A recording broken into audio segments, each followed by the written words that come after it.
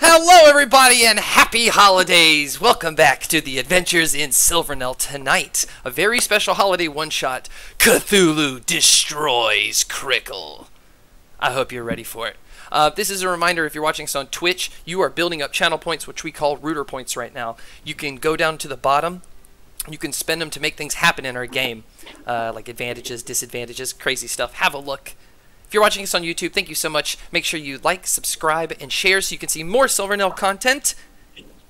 Check out Wednesdays, 7 p.m. Eastern Standard Time for Dragon Tooth Campaign 2, and Fridays at 7 p.m. Eastern Standard Time for Into the Expanse.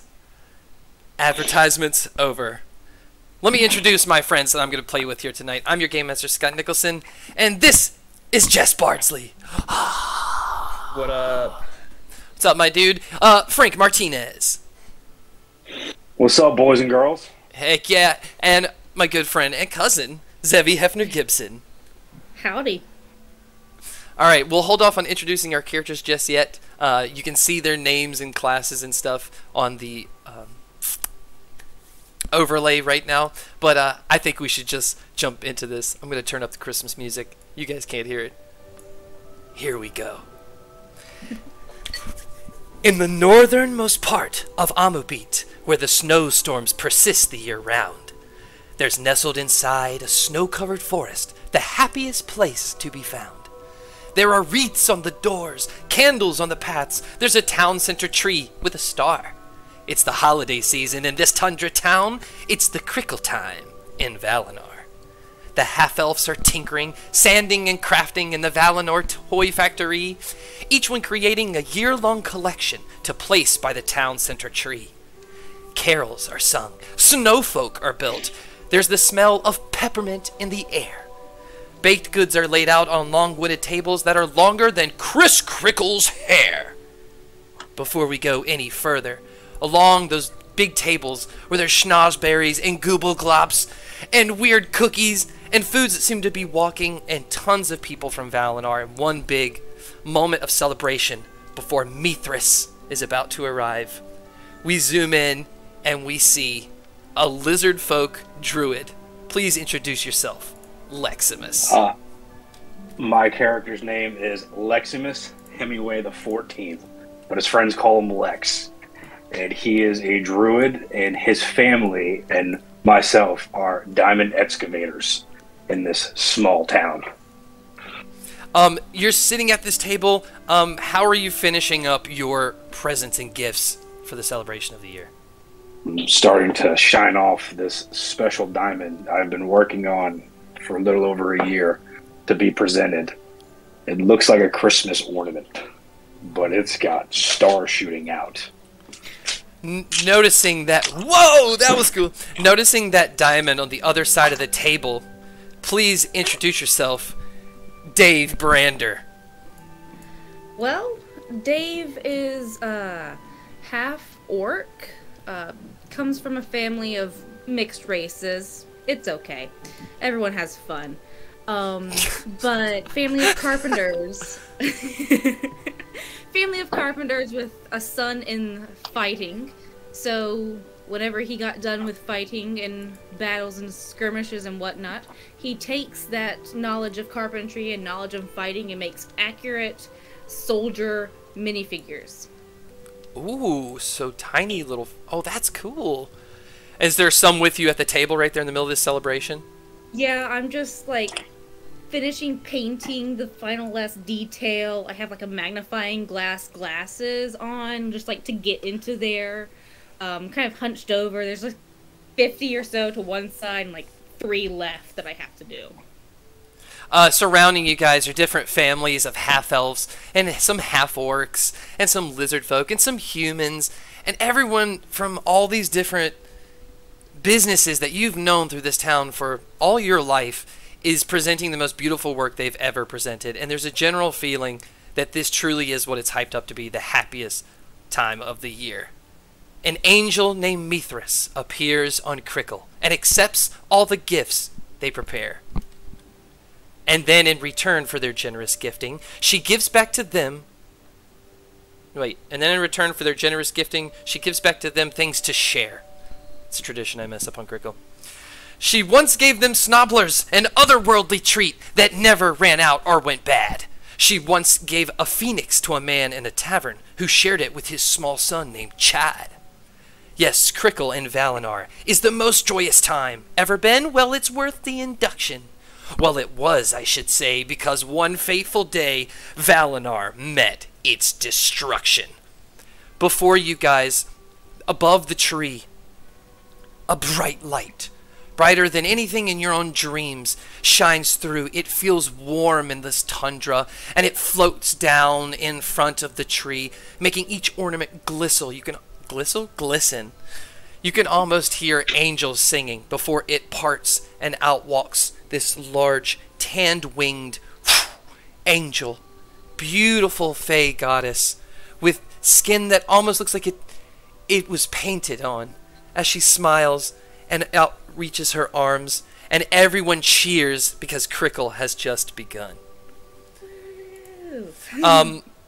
Each family starts to go up as she's watching so joyously, and they're placing all their presents. There's tons of people from the town square. Please describe how you give your gift to Mithras as she watches above this holiday season. Leximus and Dave. I walk up to her and present her this diamond that shines, that allows her beauty to shine across everywhere, kind of like a signal shining and knowing where she is near. And I present this diamond and tell her, this is the biggest and brightest diamond in all of Valinor for you.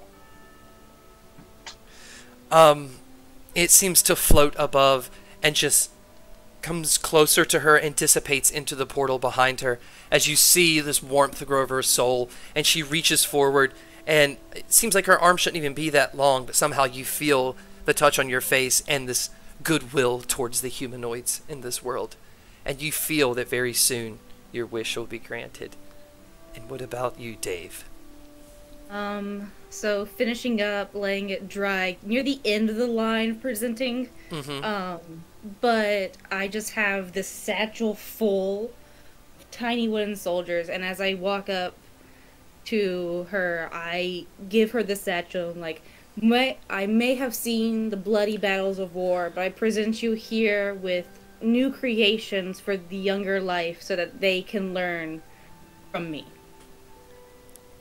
A little girl breaks away from her family and out of such excitement and runs over and like picks up one, and the father quickly runs behind her. Oh, no, don't grab that. And she's very rough with it, and he kind of puts his hand, she's delicate, and he looks up at you. I'm so sorry. These are beautiful. She loves these small soldiers. It's okay. It comes with a horse, too. She can have both. Ooh, gimme. She reaches over and grabs the horse, and you see her playing with it.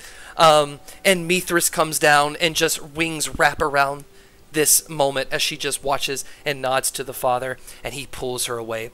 And over some time, each family has given the gifts until it comes time to give the wishes. And this family that you just saw moves forward with the little girl, and the father leans down and says, "Make your wish." And she looks up with her eyes full of tears, so joyous.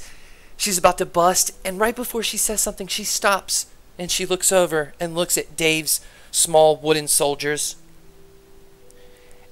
And you hear her wish that the soldiers could be alive.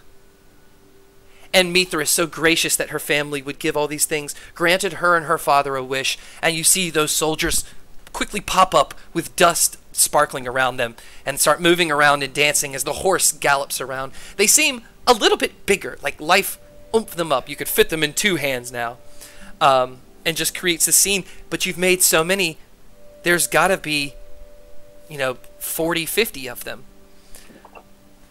And as she starts wishing other people things, right in front of you, this most beautiful scene, the tree that's right behind her, the giant tree in the town square, cracks in half as something just got thrown or something out of it. You see a bright light behind the tree. The tree falls, the lights crack, ornament. It kind of knocks some of the candles out and it gets a little darker. And whatever was coming, hitting that tree, lands in the square, knocking up rocks and smoke and snow. Mithras kind of flares back, her light kind of goes dim. The whole town is waiting to see what happens. And stands up. Please describe yourself. Thad. My character's name is Thad. Thad has been a Krickle extraordinaire for pretty much his whole life. He grew up in Valinar, where this city originated from, and he has some interesting news to bestow upon the citizens of Krickle, of Valinar. One of the Chris Krickle, the big red-suited, huge white beard that goes down to the ground, big red hat with a white fuzzy ball at the end, waddles through the crowd, the mayor Chris Krickle himself, and says, "What is the meaning of this, disrupting our most precious holiday, Thad?" Oh, well, I'm so glad you asked that. Give me a second. I might have given myself a little bit of a concussion, so these words might not come out very clear. I did just crash through the Krickle tree. By the way, so sorry about that. You destroyed our tree! Look, it wasn't me, alright? I didn't aim this thing, alright? I didn't say exactly where I wanted to land. I would have never chosen the Krickle. Anyway, wait, more importantly, did I miss Krickle? Mithras floats down behind you as you're frantically talking to the whole town. You feel a warmth behind you, and the hand rests around you as her wings kind of float down and move the snow away from you, creating a flatter, more delicate place.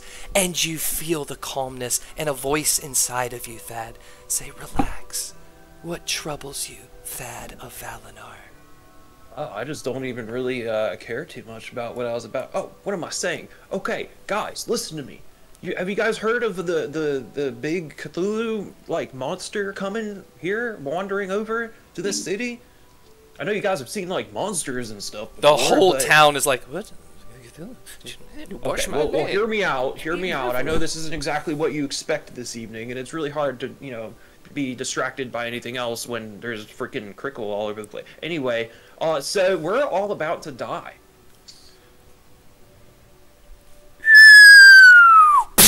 A huge explosion goes off behind the whole town. Everyone's head looks. The entire gem refinery just got blown to pieces as a large chunk of mountain was just thrown from a large distance and swipes out homes.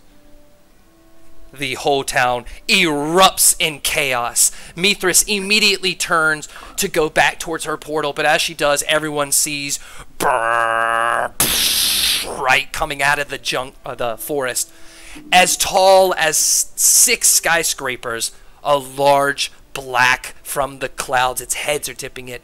Cthulhu. The mouth opens and a large blast as wide as a football field of blue electric energy shoots out, digs into the ground, rocks, boulders fly up, everyone's screaming, and just aims that thing right around the edge of the town, around the buildings to the back. And because Valinar is very close to the cliffs, cuts it, and the entire village starts sliding towards the cliff as the foundations of the very stone beneath the town is breaking. You see Cthulhu's tentacle toes wrapping around trees, coming out of the jungle like black fungus before it touches the tree that is right in front of you and goes right into those wooden toys. And other toys that have been made start coming alive as Cthulhu gives blast after blast. All 3 of you, dexterity saving throw, and 4 if you include Mithras. That's a 22. 22? So what Oh, the top what do I left just of hit your on it, character Scott? sheet. Yeah. All right, now Cthulhu, you've gone too far with this. Like, I'm all for destroying cities. Well, I'm not, but like destroying the toys on Krickle. It's the dexterity save. So, Frankie, if you look at your sheet, it's up here. It's the top. It says saving throws in that box. Maybe I'm just stupid. That's okay. I can roll it for you too. So you got a 24. Thad got a 22. What about you, Dave? Where exactly is the saving throw? Okay, so if you look at your character sheet, Oh, see I it? think I got it. Yeah, there you go. It's 6 of them. There you go. Perfect. Okay, all 3 of you, 22, 24, 17, you get blasted up into the air, but you all 3 land on this part of the city that's crumbling and caving in. Everything's caving in. You land it, and you all 3 ride on these big chunks that look like the sidewalk and the earth. And you see Mithras get blasted, spinning out of the air, and she goes flying into this big Chris Krickle house. And all those toys go running into it. As you all are sliding down, you hit this big chunk that flies all 3 of you onto this only chunk floating down the cliff at top speed with this house in it. You are now standing outside of Chris Krickle's house on an island of earth that's sliding down a cliff, holding on to the side of the building. What would you like to do? Hold on to your butts, guys. Oh, man. Trust me, I have been this entire time. Where did he come from? Well, I'm glad you asked that. Well, see, you know how I got blasted into the ground, like, at super speed into that, crickle tree? Well, there's a big monster that, I don't know where it came from, but, like, it's there, and it's been freaking killing everything. So, I know that doesn't answer your question, but I more or less just reiterated what you're seeing currently. But, I can tell I'm panicked because I don't know what to say. I don't know what to do. Dad's just gonna go running around trying to grab all the toys that are on the ground and then run into the Krickle house. There are no toys on the ground right here, but as you bust open the door, you see things are dark. There's pieces of wood all over the ground. Down this hallway, there's a doorway to your left and right, and there's a big Christmas tree. It looks like it was in a room and crashed through the wall, and the end of that hallway is completely crashed, and you cannot pass through it. There's a doorway to the left and the right, and standing in the middle of the hallway is a little wooden toy soldier, and it just its head kind of snaps and its eyes kind of glows as this black goo oozes from its joints, and the pieces kind of break off from each other, and it's held together by that black goo and becomes this like amorphous black goo toy soldier that's about like 2 feet and starts walking towards you. Roll initiative. Oh shit. Okay. Is that right, Scott? The closest one. Was that right? The one closest to it? Yes. Sorry, go ahead, Frank. So when he opens the door, I'll say you all see from the outside, so you can go ahead and roll initiative as well, and I'll go ahead and put you on our map for the night.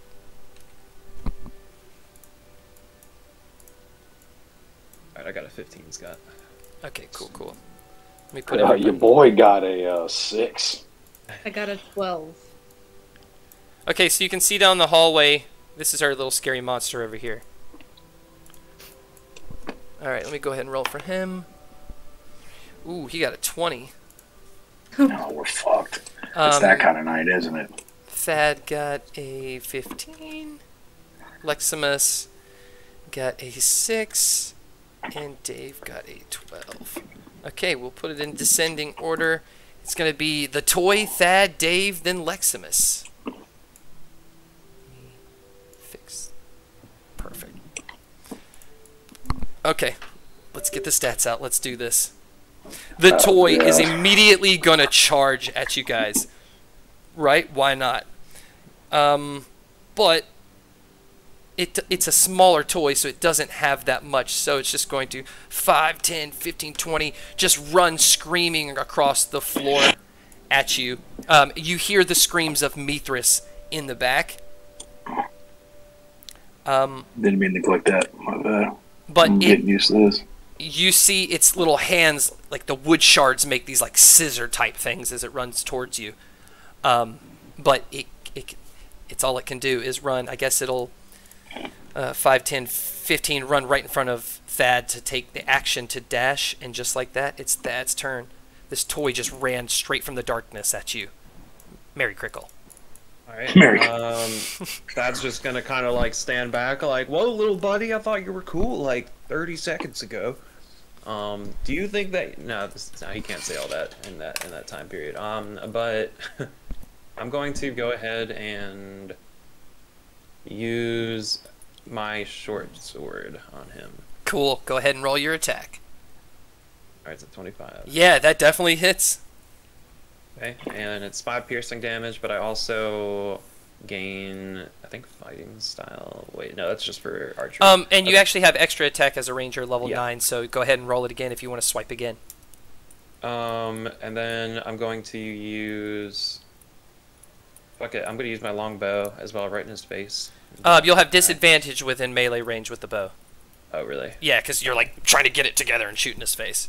Alright, how do I roll for disadvantage? You just roll it twice and take the lower number. Okay. I got an 11. Yeah, so you pull up this bow really quickly and try to shoot this arrow, but it just goes right by him. But there are shards of wood that fly off because of that short sword. Okay. All right, Dave. So it's right in front of Thad. Mm-hmm. Okay, I guess I move. Yeah, you can move Like, diagonal. right here. Beside, and then I use my long sword to hit it. All right, go for it. Oh, I got yeah, 22. yeah, you swipe it right at the cranium of this wooden toy And goo then monster. 12 slashing. Heck yeah. Okay, yeah, you swipe right into the body and have to yank that wooden piece out. Do you want to do anything else? And I get an extra attack. Go ahead. So I'm gonna hit again with the long sword since it's already out. Mm-hmm. I got another 22, Heck yeah, in the same spot. and it's an 8 slashing. You see it completely shatters some of its arms. They're still usable, but it's weakened it tremendously. Leximus. Oh, I'm gonna run. I'm gonna come right up into its face, and I'm gonna cast Primal Savagery. So the tips of your fingers just start growing acid and they're sharper as you run up to this toy. And my teeth are ginormous, and we're ready to rock and roll. So now, let's see. I don't. Is that what I roll? Right? Nope, No? you roll the Primal Savagery button. It should appear on your weapons. Or just read it and it'll tell you what to do.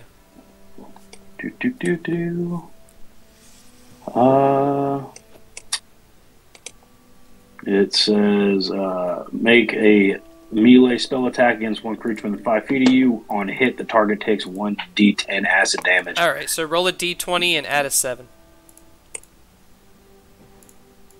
Are there dices on here?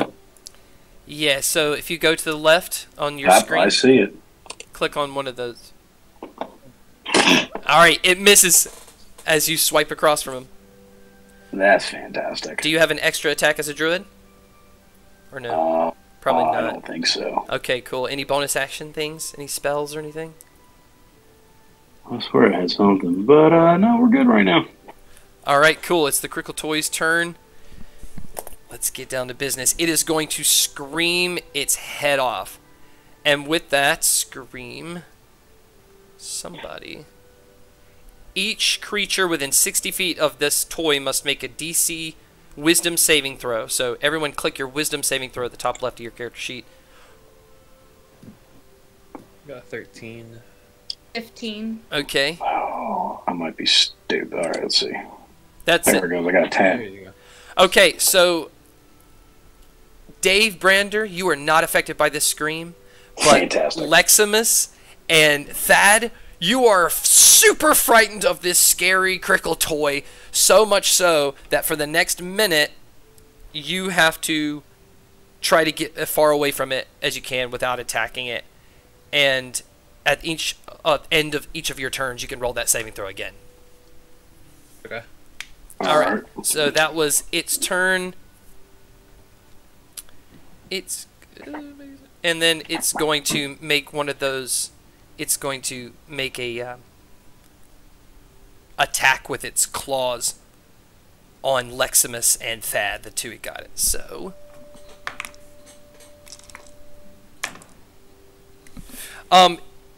it's going to swipe towards Thad, but Thad's shorter, but he's still pretty tall to the toy. Just misses completely as Thad backs up, but brings that same scissor wooden hand over and stabs Leximus in his lizard folk scaly gut sides. It's not a crazy amount, but it's still something. You'll take 7 piercing damage, and this comes off your maximum. You cannot use a spell to heal. You have to take a long rest to get this back. And then I flip. You said 7, right? Yep. And then I flip a coin, heads or tails. Oh, that's fantastic. It's tails. Nothing happens. Thank God. And it's Thad's turn. You have to use your turn to run as far away as you can. Okay, so Thad's gonna like stand up and be like, "Whoa, little buddy! Well, this thing's straight from the pits of hell." And then he's just gonna book it. Hopefully not where he can have attack of opportunity, but he's gonna. So he will get attack of opportunity. Yeah. So that edge is the edge of that piece of earth that's sliding down the hill. Okay. All right. Well, Thad's gonna like try to run past it, kind of like scoot over. You have to this run way. away from him. You can't run towards him or around him. You have to run away. All right, So well, back out I the guess door. I'm gonna run to the edge then and kind of. Yeah. Cool. That's all I can It will do. give him attack And of then- opportunity, so he is going to swipe at you. That is a hit. It swipes up and does 3 points of piercing, and I'll flip a coin. It's a tails. You're safe. Okay. And does it do maximum health? Yes, it goes from your maximum. So go ahead and take that off your maximum. Gotcha. And you get to take your turn. And then I do a wisdom saving throw, right? You said at the end of the turn I do a wisdom saving throw? Yes. So wisdom saving Okay. throw. Same exact thing. All right. Still Or, frightened. well, yeah. Dave Brander. So I'm back at it again with the sword, the long sword. So we're gonna see how it goes. 12. 1 second. I have. It misses. It God. swipes right above it. Yeah, there's something that I saw. Could be wrong. Oh yeah, I get a. Never mind. But I have a second attack, so I'm going to try it again. Which is a 19. Oh, yeah, that's a hit. Roll its damage. 12? 12 slashing. As you slash up, you rip that black gooey stuff in half, knocking the wooden pieces and destroying this monster. This toy is now dead. Mission complete. Oh, thank God. Well, good stuff, my friend. I'm talking about keeping your composure like that. Of course, I was never actually scared. I just wanted to give you room to, hit it. I thank you for that. I could never tell you were scared if you were. So brave. I'm very, very good at hiding my emotions when I need to. So, but Yeah. anyway, what the hell is going on here? Why are we like rotating and crap? Are we I'm gonna rotating? say possessed toys. That's all I know. Also, floating island. Okay, so, is the like whole earthy structure, is it moving currently, or is it pretty stationary? Yes, it's moving down this mountain, down this cliff. So we're kind of sliding. You're flying at a really fast speed. So going outside of the house might result in rocks and pebbles flying in and hitting and stuff like that. The inside's still shaking a little bit, but it's toys are, and you hear Mithras screaming from the inside. Okay, Thad's gonna immediately run towards Mithras. Follow. So, okay, cool. The frighten ends. So you run to the end of the hallway, and there's a door to your left and a door to your right. Where does it sound like the screaming's coming from? Roll a perception check with advantage, as your teammates will probably help you, so you'll get the help action. Yes. I also rolled a perception check. No, just him with the help action. We got a 7. A 7? Yeah, you guys work together as you kind of hush them and start it, but you can't really tell which direction. You just know it's kind of forward, but there's no way forward through this rubble and buildings that collapsed. Okay. Let's see. As well. Which one? See if perception to see if I could hear anything differently. No, that was kind of like the group thing. He just led the perception check. Otherwise, you just keep doing checks with everybody. Eventually, someone's going to get it. So it's kind of like a group effort. Could I poke my head around? Let's see. I'm closest to the one on the right. Can I peek my head into the doorway and look in there? As you open the doorway, you see this darker kitchen area. This large table set up with these Krickle decorations. There's like a small pantry and table of preparations of food, and these two sentient toys just noticed you open the door and are walking in your direction. Oh, great. So this little toy and this little toy. Gingy Giraffe just gave us a main player advantage. Hell yeah, Gin Giraffe! Thank you so much, That Gin a boy. Giraffe. I like it. That's Erica from Dragon Tooth. Erica! Okay, so there's 3 of you, so this is what I'm going to do. Jess is 1-2, Frank is 3-4, and Zevi is 5-6. I'm going to roll it to see who gets it. It is a 2, so it is Thad. Thad gets an advantage on his next roll. Hell yeah. So Thad's gonna like walk around a little bit, just like kind of nervous, kind of like panicky walking. He's gonna look around. I never really introduced myself. Don't have time for that. Don't know what I'm saying. But you know, I'm Thad. I'm just gonna call you 1 and 2 right now because we don't have time for introductions. Do we? He's just gonna bust it through the left door and start running through it, trying to find. All right, roll initiative as you bust open that door, and you see this cozy cottage-style fireplace with these beautiful seats. Everything's collapsed, and there's another toy. Go ahead and roll initiative as there's 2 below you, and 1 in front of you. I will point out there is a doorway in that room to the other side.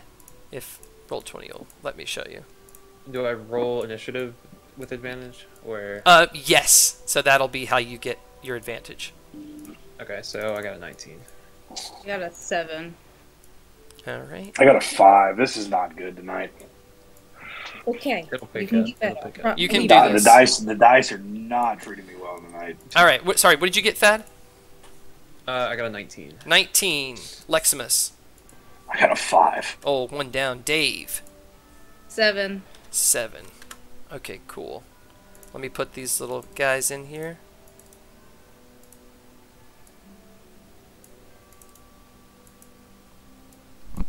Let me make their initiatives really fast. With a plus, that's a 22, a 10, a 16, and a 12. Oh, that did 4. 10, 22, 16. I don't know why I did 4. I don't get why I keep on hitting that. I'm sorry. Alright, so it'll be a toy Thad, a toy, Dave, then Leximus. So first it's the toy that was coming out of the kitchen is going to run up right to the face of Dave. And are we going to do scissors? This toy looks a little different. So this toy is it looks like the Warforged that are made down at Ravenforge, which is like a mechanical robot person, but it's got wheels for feet. And it's going to just grab the attachment, and the black goo will form blades on its hands and create these hand axes. And it's going to take 3 hand axe attacks on you, Dave.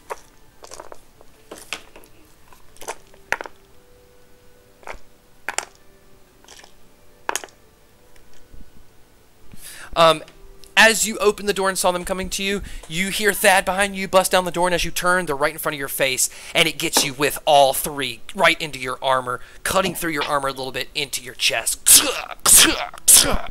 And I'll go ahead and roll that damage.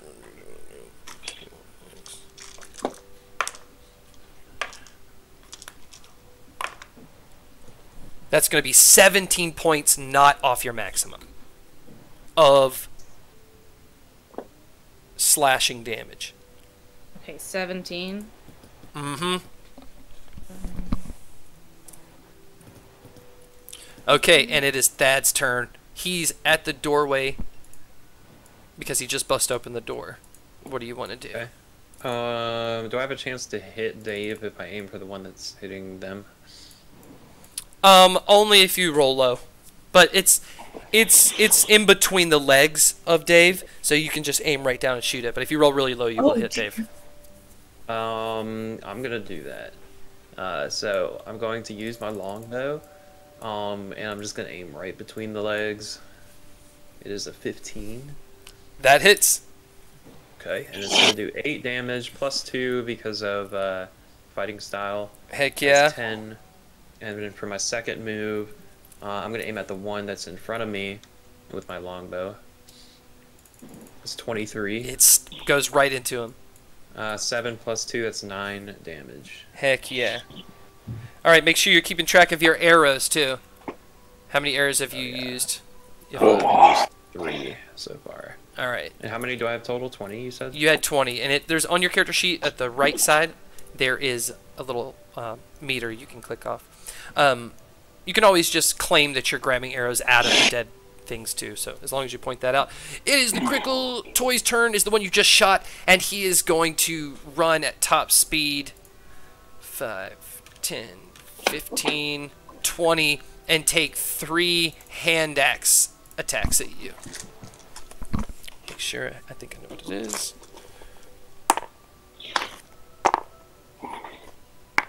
Oops. Okay, not using that dice. Alright. Swipes once, misses, brings a second one up and surprises you as you're trying to close the door and gets you right in your hand. Not permanent damage, but gets you. And you're able to just, like, move out of the way as the third one comes at you. So you're just going to take 4 points of slashing damage. Back in the kitchen, this one runs forward. Shoves past the other one diagonally through the legs and will take 3 swipes. Ooh, that's a nat 20 for the first swipe. Second one hits. I swear the third one was a nat 22. You are completely caught off guard, Dave Brander, as this toy slides through your leg, takes 1 hit right into your back, and 2 fatal at-once slashes into your shoulder blades.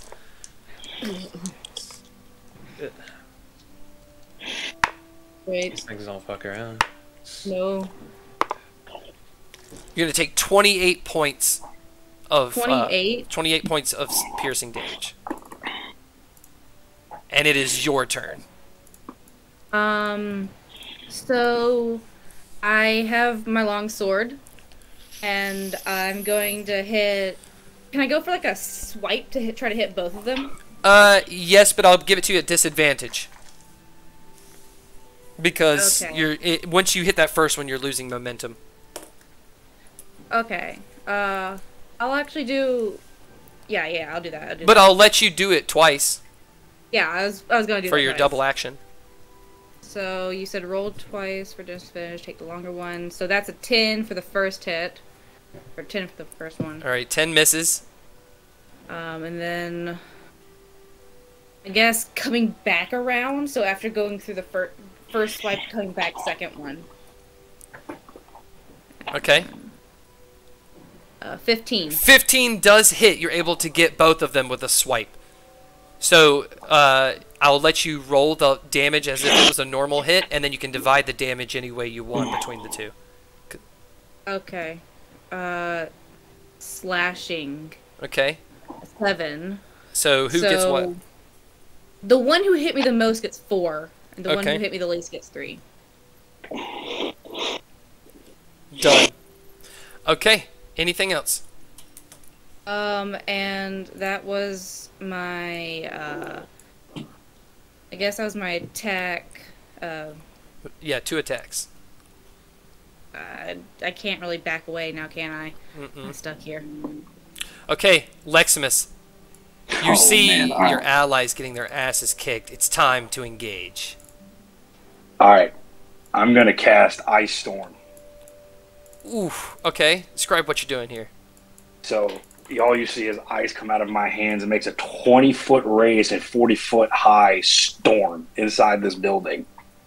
All creatures must make a dexterity saving throw. A creature takes 2d8 bludgeoning damage and 4d6 Okay, so cold. you can't use that in here because the storm would take place all around inside here like fog, and nothing would fall. You get the bludgeoning damage from that sleet, that hail hitting down, so it has to be above everybody. These ceilings aren't high enough for that to work in here. That's depressing. Yeah, I know. Sorry, it's more of like an outside thing. You would have hit your buddies too with that. Yeah, you would have hit your allies too. All right, let's see. Hold on. Let's back it up here. All right. We're gonna do this. I'm gonna cast Guardian of Nature. Okay, what does that do? I just put it in there. A nature spirit answers your calls and transforms you into a powerful guardian. The transformation lasts until the spell ends. You choose one of the following forms to assume: a primal beast or a great tree. Ooh, A which one are you primal choosing? beast. I'm choosing a primal beast. Okay, cool. So my walking speed increases by 10 feet. I gain dark vision for 120 feet. I make strength-based attack rolls with advantage. My melee attacks deal an extra 1d6 force damage on a hit. Heck yeah, and you're perfect. All right, so that was your bonus action. You have your movement and your attack. So now your movement speed is 40. We're gonna run right in the middle, I guess, between the two that are right here. Where? The ones that are. Can I just move my dude right here? Can I do that or no? You'd have to move like right here against the wall, in between. All right. So is that technically? That's like in the wall. I don't think you could get both because you can't stand over your 5-foot space of your allies. So you could get one. So can I do that? Yeah. Or am I okay? You're like standing in the tree, but yeah. All right. Well, you got this giant furry wolf creature, whatever you want to see, inside the tree, and then since I'm already doing that, so technically, could I still cast my primal savagery, Scott? Is it an action? It's a cantrip. No, because you've already cast the spell. Okay, I just didn't know since that was the bonus. Then we're gonna go. Yeah, you can. Yeah, you can. Go ahead. Cool. I'm gonna cast primal savagery. Cool. So Is that strength based? Like when you roll it? It is. Because you get advantage on strength based. Makes a melee spell attack. So, I mean, I could just go with bite if that's just a, bite would that. get the advantage. That would get. Let's do bite. Okay, so go ahead and click and roll for that bite. I rolled a 19. You do get to roll it with advantage. Go ahead and see if you get a nat 20. 15. Okay, you still hit though. So with that bite, so gain 10 temporary hit points. It doesn't go in your max. There's a little space underneath that says temp. Add 10. Oh no, that's the great tree. I'm sorry. You just deal an extra 1d6 force damage. So I roll 1d6. So click on the damage of bite of that first one with the yeah. Just click on the word bite. Like Am I doing something wrong here? yeah, over here to the right. If you click on the word bite, where it's showing your rolls, it'll roll the damage. So you did 4 damage, and now roll a d6 because you're adding an extra d6 of force. So it's 1d6 plus 2. So wouldn't that be 6 damage? No, With the bite attack? when you click the word bite, that rolls your damage of that attack. You're doing the Okay. extra thing which came with the spell you just made. So 2. So you do 6 total damage to that toy. Yeah. You blast bite into it. It shatters it. It is now the one that's below that's going to take 3 attacks at Dave. As Dave hinges on low health. Also, we have a health potion that was redeemed by Erica. Okay, so as this is flying in, Erica makes sure that Dave leans over and sees a health potion. You've got a health potion in your pocket. It is a greater healing potion. It does 4d4 plus 4. So you can use an action. If you use an action, you get all the health, or you can use it as a bonus action and roll for the health. Okay. But don't do it right now. You gotta do it on your turn. Yeah, So it's not my turn. the first axe is gonna miss. That one landed on dice. The second one is gonna hit, and the third one is gonna hit. It's gonna do 7 points of slashing damage to you. Okay. And it is now Thad's turn. All right, so Thad, he's feeling a little more confident since he got those 2 hits in. So he's going to Okay, that's not a cantrip. Okay, he's gonna go ahead and take 2 swings with his short sword to the one in front of him. Okay. Roll for that one, 17. It lands. It digs right into the toy. Okay, and that is 6 damage. Okay. And then he's gonna take another swing with his short sword, 24. Yeah, another dig right into the side of it. And that's 7 damage. Okay, go ahead and roll me a chance die. Roll me two d10s or a d100, whatever gives you 100. Whatever gives me 100. Yeah, roll a 100-sided dice on here or 2 10s. Okay. I got a 9. Okay, so it's a 5 and a 4, so that would be 54. You have a 54% chance of something happening. So I'm basically going to flip a coin. All right, you got it. You dug into both sides with a short sword right in between its head, and you pop off its head. So its axe attacks towards you are going to have disadvantage because it cannot see now. That's right, little buddy. And Walk into a wall or something. It's his turn. He's taking 3 disadvantaged swipes at you. First one's going to miss. Second one's going to miss. Third one is also going to miss. As you cut its head off, it's swiping violently, but missing you. The one that just got attacked by Leximus, he's going to turn and attack at Leximus 3 times. What's your 17? First one is a miss. Second one is a miss. Third one is a hit. You're going to take slashing damage equal to 4. And then it's Dave Brander's turn. So yeah, I'm definitely gonna drink the health potion. Okay, you want to do it as an action or a bonus action? If you don't, I'm going to do... Yeah, go ahead. Huh? If you do it as a bonus action, you can have both of your actions to attack. Yeah, I was going to do it as a bonus action. Okay, roll 4d4s and then add 4 to that. Okay. As you chug this down.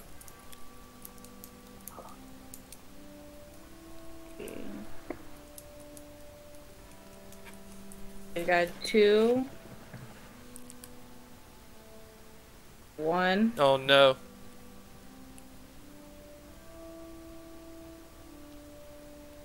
Sorry. 1 second. 2. All right. So that's 6 plus 4, that's 10. Gain 10 hit points back, and you have your 2 actions to attack. Okay. So I focus on the one in front of me, and I take the long sword and I go at it. All right, let's see it. 14. That's a hit. Okay. 6 slashing. Boom, slash right into it. I go back again with it, and I roll with the longsword again, and I get 27. Oh, heck yeah. You stab it right in the middle. Nice. Roll its damage. A 10. I Heck need these yeah. damn rolls. All right, roll a 100-sided dice, if you can find it on the side there. Okay, I'll just... Or 2 10s, either one. I feel like I'm just here. No, you're good. All right, roll another one.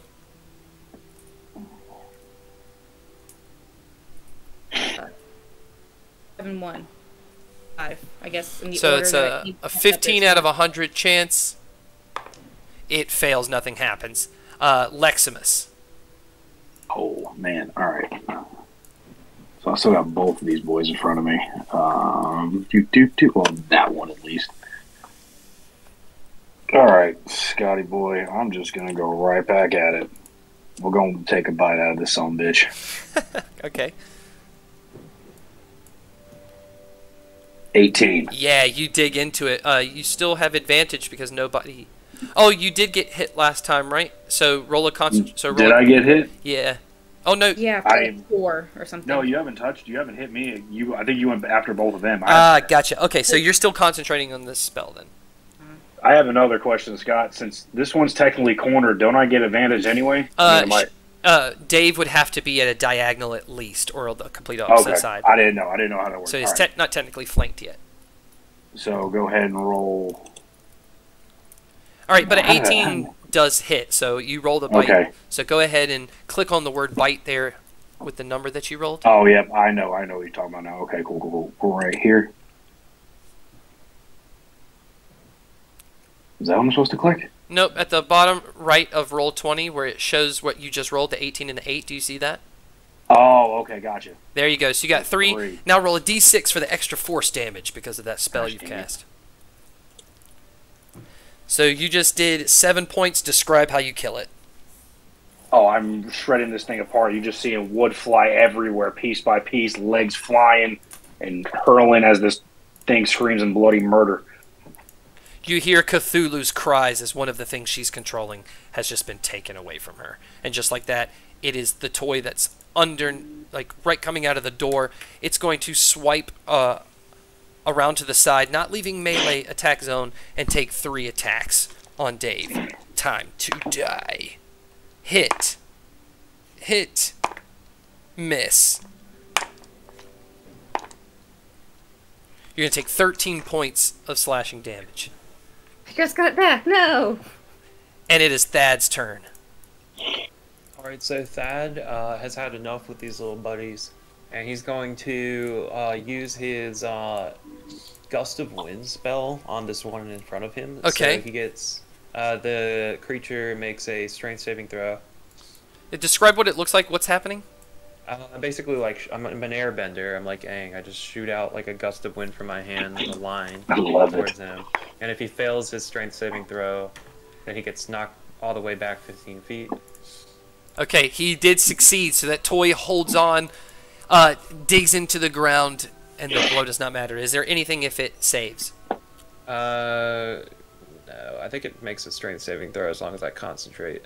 Every time it's, I didn't read the whole thing, admittedly. But Thad's gonna, I guess for his only other action remaining, do I get another chance to attack? Or was that it? You can do, like, a spell, or your 2, like, I think you can do 2 actions. So you can do a spell, and then you can do a swipe if you want. If that's not the rules, it is tonight. So, Okay. yeah, you just can't do another spell. Gotcha. I'll do short sword then. Cool. It is a 10. God damn it. That is a miss. It may be blind, but it is still aware. It's his turn. It's going to take 3 attacks at disadvantage on you. What is your thing? It has to beat. Okay. Disadvantage. That would have missed. So that one would have missed. Third one. Ooh, that was a nat 20. That was a 17. Yes, the second one hits. It's not a nat 20. Sorry, the third one. And you're going to take piercing damage up to 6. 6 piercing damage as it swipes into you as the wind is blowing. Dave Brander, it's your turn.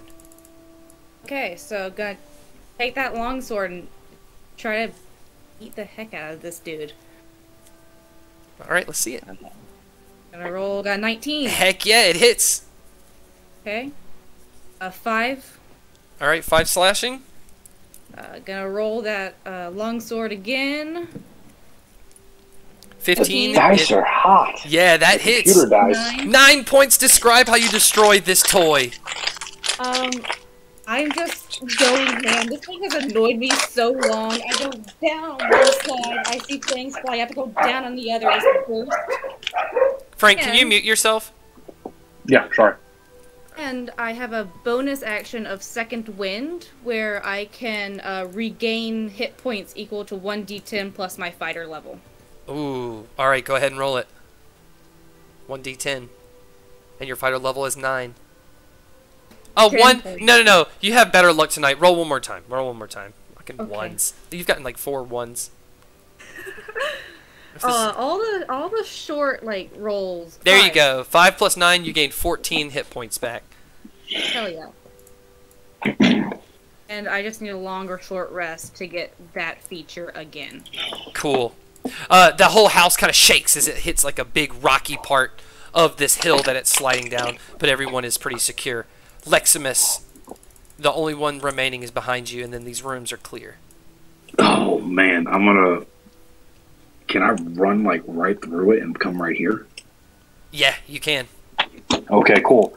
Well, since I'm still in that beastly form, I'm gonna go ahead and roll my bite again. All right, let's see it. Gosh damn it! You have advantage because you still have that spell on. Thank God. Boom! 25. Yeah, you dig into it. Roll the damage. Just click on the word bite. Come on, baby. There it goes. So 7, Heck yeah, and now roll the d6 for extra damage. 10 damage. That's a good one right there. He is spitting black Cthulhu goo everywhere. This thing is barely holding on, and it is Thad's turn. Hold on, Scott. As a bonus action, Oh, okay. Nice. I'm going to use Healing Word on Dan. Okay. Creature of my choice. Dave? Dave, sorry. It's in 60 feet within range, regains hit points equal to 1d4 plus my spellcasting ability modifier. All right, roll it. Awesome. Thank you. No problem. That's a 2, and then my spell modifier is what, 7? Yeah. Or So so 9. 9 points back to Sweet. Dave. All right, now Thad's turn. Alright, so Thad has had enough with this one again. He's just overall annoyed that he missed the ceremony of Krickle at the beginning of it. And, you know, also that we're all tumbling down a hill, but, you know, mostly that he missed Krickle. He's going to take the short sword with all his ferocity, and then he's going to jab at it twice. Roll him. First one is a 12. It's a miss. Okay, next one is 18. It hits. Make it So count, that's Kamehameha. Damage. 9 swipes right across where you took the head out into the neck. Describe how you take the life of it. It is dead. Thad's gonna, like, stick his sword into its neck, and then he's gonna, like, use his foot to kick it out as he pulls the sword out. And he's gonna be like, "You guys used to be cool! What the hell, man?"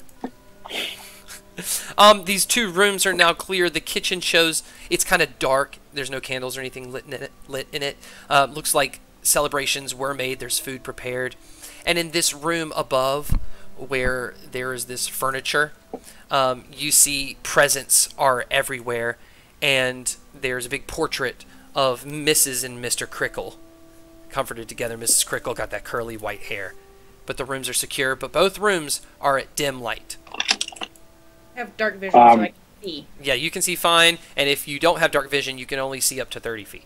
So I have 120 feet of dark vision in this form, Scott. Cool. So you are good. All right, what do we want to do? So, guys, where do we want to go?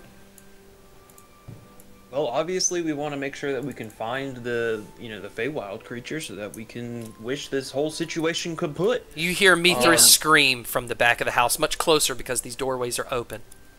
All right, well, let's go, man. but I'm not going to be the one to go in first because we all know what happened when that happened last, so why don't you go in there first, big guy? I'll follow. I'll be right behind you. All right, so is this the door right here, Scott? Is that the door? There is a doorway. There is a doorway right here that leads into that. As you go up to that door and open it, it leads to the back of that caved-in part. And then there's immediately a door right there, and you hear screams coming from that way. All right, so I'm going to kind of, like, open the door. Can I, like, see, since I have dark vision, what's going on in there? Roll a stealth check when you open that door. Oh, boy. You can do it. Here we go. Where's my stealth? It's the left of the character sheet on that big Yep. list. I'm just, my mouth is not Go ahead and click on it. 14. 14. Yeah, you're able to slowly open that door without it creaking. You're going to see into what looks to be a lounge area, library, so to speak. On the wall where you're at, there's large bookcases, there's seats. Seems to be part of the ceiling is caved in, and there are 2 sentient toys that are walking around, not knowing that you're looking at them.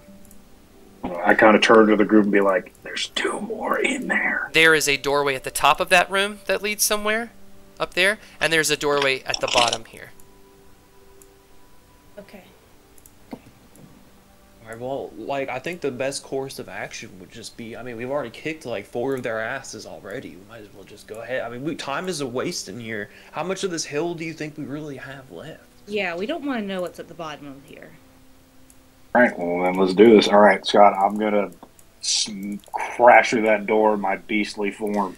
All Charge right. at the one that's in front of the door. You get a sneak attack. Go ahead and roll your attack, and that'll start the initiative as your Let's allies are freaking go. standing in the doorway. Here we go. A 17. Thank goodness, 17. All right, Dave Brander. 8. Yeah. 21. And Thad, 21. Nice. A couple better rolls. All right, We're getting somewhere. let's put the toy in. All right, a 20. Go ahead and, well, you'll be at the top, so I'll go ahead and you're going first. Well, you were 17. Okay, cool. Go ahead and roll your attack while I roll initiative for these beings, these toys. Alright. So I'm going with my bot attack. 18, 22, 19. 19. 18. That hits. Alright, so that's 7. 7 points of damage. Hits. Nice. And so 9 points of damage total. Perfect. All right, anything else? Any bonus actions? You still have concentration for a minute on your spell. I'll say you have 4 minutes left, which is 40 rounds. Or 4 rounds? 4 rounds. 4 rounds, excuse me, not 40. Okay, cool. No, I think I'm good. All right. Actually, no, it's not. A whole round is 6 seconds. It would be 40. 10 rounds is 60 seconds, is a minute.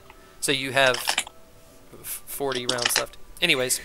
All right, the toy that's across the hallway is going to, or in that room, run at you and attack you with, this one is going to use its scissors. It's the one from the front. It is definitely going to hit.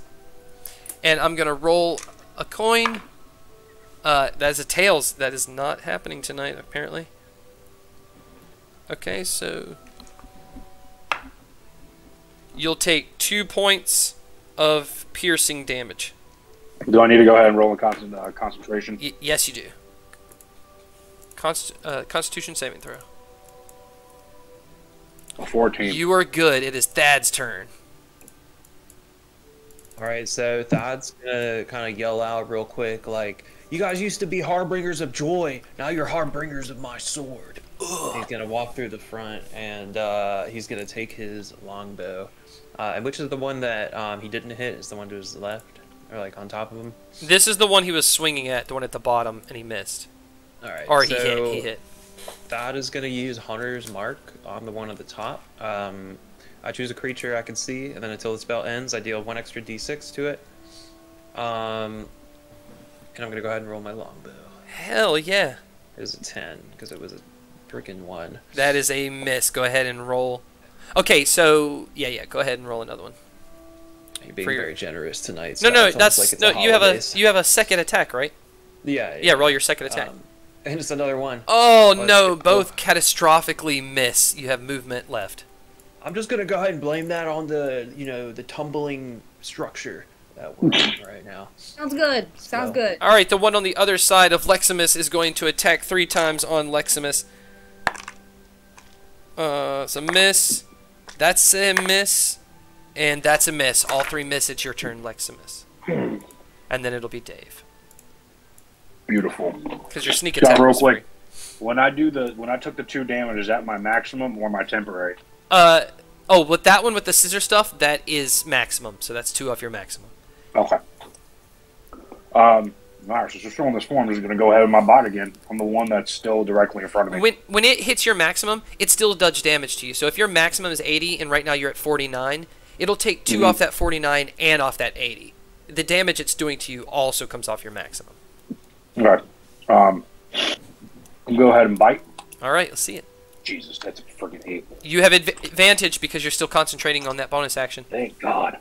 A 9. But that is a miss. There's nothing you can do, and it is Dave's turn in the doorway. As you hear Mithras crying in the background. I'm gonna use my crossbow to hit this top one right here. Okay. Crossbow. 20. Heck yeah, dirty 20. Not nat, but still good enough.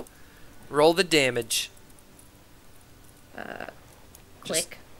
7. 7 points of piercing it is. And then I have a second attack, I'm gonna use the crossbow again. Mm-hmm. And that's a 14. Okay, yeah, that hits. A 4. 4 points of damage. You're taking it down. You see it chip away. You're really doing some damage here. It is that toy's turn. It's going to turn and get in between you two and attack you with its scissors. That is a hit. I'm going to flip a coin, and that is bad luck for you, so it is going to be 5 points off your HP right now and your maximum. And then because that failed, it's also going to do Cthulhu's necrotic damage.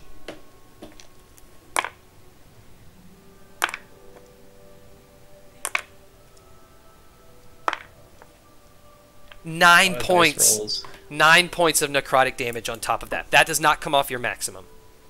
Okay. And then it is Thad's turn. Thad, you do have advantage on attacks because now this toy is flanked. All right. Well, Thad, he takes a deep breath. He instills as much Krickle energy as he can and some motivation into his shots. And he's going to take his... it's not at a disadvantage with longbow, is it, right now? Because it's not right in front of me. Yes. It's it 5. Is at disadvantage? Yep. He's within melee range. Word. Let's see. I've got some spell slots. Your swords also, you get your extra damage from Hunter's Mark. Gotcha. Oh, that's true. I'm gonna go ahead and use Cure Wounds on Dave. Good call. So I'm just gonna put my left hand on them and use Cure Wounds. It's 1d8 plus my spell modifier, so that is 1. Damn. That is a 1, and then my spell modifier is a 5, right? Yep. Correct. All right. All right. So 6 points to you, Dave. Okay. All right, and then I'm going to take my short sword, and I'm going to willingly attempt to cut off his head again.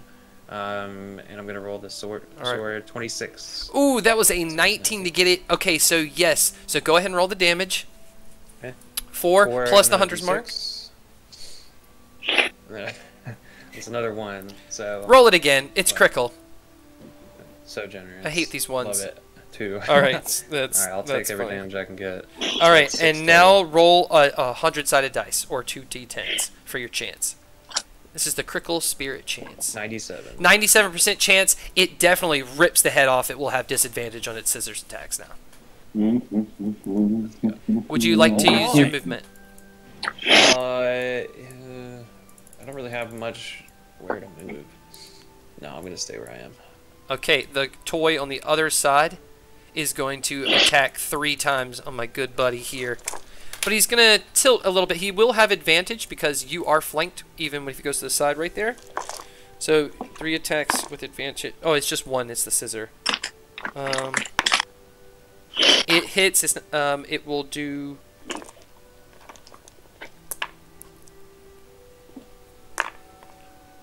Alright, 6 points from your HP and off your maximum. And then I'm going to flip a coin. That's bad for you. It's also going to do necrotic damage. That does not come off your maximum. Equal to...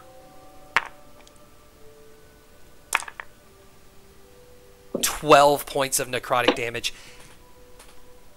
And you were concentrating and that hit you, so you need to roll a Constitution saving throw. A 4. You failed. The spell ends, and it is your turn. All right. Well, this was fun. Well, since that ended, we're just going to go ahead and take on another form of a beast. I'm going to wild shape, Scott. Ooh, what are you going to wild shape into? I'm going to wild shape into a wolf. Okay, awesome. I'll put a little symbol on your character to indicate that you're a wolf. So do you have the wolf stats? Yes, it is on the... Maybe. I thought it was on here.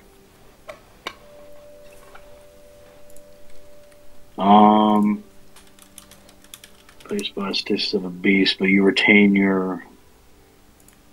Okay, so a wolf has a bite attack. It's a +4, and it does 2d4 plus 2 piercing. And then the creature has to roll a strength saving throw or be knocked prone. So all right. Well, also, Scott, as a bonus action, I am going to use Hungry Jaws. Okay, so you use your action to wall chip into a wolf, and bonus action, Hungry Jaws? Actually, Or isn't it? I take that back. I'm going to use... No, but Hungry Jaws is a bonus You're action, wild but shaped, I'll- which is an it's action. But I have a bonus action bite. Okay, go ahead and take the bite. I'm going to take the bite. That's right, you do. Go ahead and roll the bite. Good call. 15. 15 hits, roll the damage. And you're biting as a wolf. So it's 4. Alright, describe how you kill it. I'm biting into it, watching all these black goo and guts fly everywhere. Toy legs and scissors are flying. Oh, it's a good day. Alright, Like the positivity. Dave, it's your turn as you continue to hear Mithras scream, and you hear toys in this like Cthulhu dark voice saying, Oh, Krickle will be mine. fun. I'm gonna take the long sword again, just whack at it. 25. Oh, heck yeah. Go ahead and roll the attack again before you do your damage. Or that's okay, damage to 10. I did 10, yeah. Alright, do one more. Again with the long sword. Did not click it. 15. 15 hits. That's 7. 7 points of damage. It is hanging on by a thread. It is that toy's turn now, unless you have anything else. Nothing that I can do. No bonus action. I need to rest before I can use my bonus action again. And it's going to make its scissor attack at you. That is a hit. I'll flip a coin. You are safe. It will deal 5 points of slashing off your HP and your max. And with that, it is Thad's turn, fighting the last one. Alright, Thad is gonna stick his short sword right in his gut, his stomach, or attempt to. He's gonna use his short sword. 16. 16 hits. That is 4 damage plus the hunter's mark. Describe how you kill it, because you would only need one more, and it's of course a 1. And Thad's gonna jab that into his stomach and be like, "I hope that hurt, you little festive fuck." He's gonna walk. He's gonna, look around, make sure everyone saw that. Yeah. All right, the room is secure. This room is dark, so if you have dark vision, you can see okay, like it's dim light. If you don't have anything, you're basically flying in the dark past this fight. So is everyone good with seeing? I know lizard folk. I lost mine. I can lost still mine with see. that, Oh, you lost yours. Thad cannot see. Okay. Oh, wait, hold on. Scott. I think I can actually. If I have, because we're in the Arctic technically. I mean, if we're indoors, does that count towards it? Yes, you still have the training, does. so you've Okay, went from I house can to see. house, so you can see. And what about Dave? I have natural dark vision. Okay, so Leximus is the only one who cannot see right now. Scott, I got a question. Yeah. Since I'm a wolf, can I pick up her scent and see where she's coming from? So a wolf has advantage on perception checks that rely on smell or hearing. So go ahead and roll a perception check Beautiful. with advantage as a wolf. That really paid off.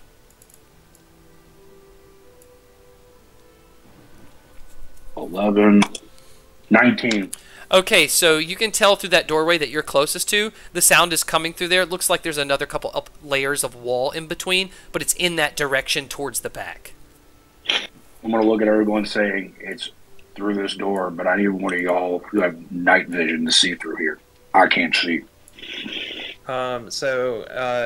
With my favorite enemy, do those little buddies count as fiends? Yes, they do. They do? Okay, cool. So I have primeval awareness, so I can use an action to sense where there are within a mile of me. Okay, you can sense there are some rooms around that hold big mounds of those toys, and there's one big mound directly in between, like through that door, through another door.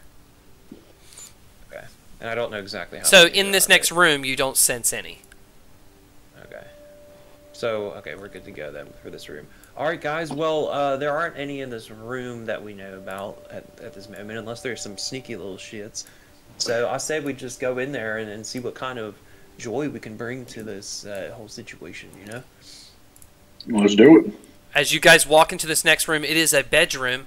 The one doorway is crashed off from the hallway, but this room has Mrs. Krickle on the bed, ripped apart by those sentient toys. There seems to be a closet door that leads at the bottom, and then there's a door immediately to your left as you walk in. Damn.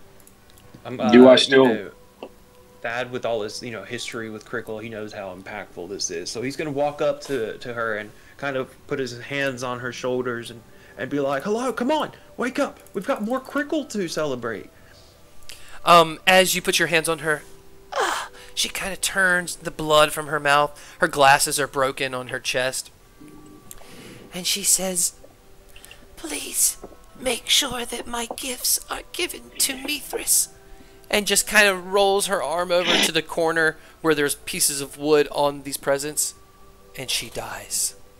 Wait, that wasn't Mithras, right? No, sorry, No, that was Mrs. Oh, Claus. okay. I was like, Krickle's canceled. Mrs. Krickle. Gotcha. No. Alright, well, there's half the Krickle spirit gone, everybody. Guess we'll have to make up the rest. Can I still hear or smell her? Yes, In this room? on this map it is directly to the right. Guys, That it's is- through this door. Alright, right behind you, big guy.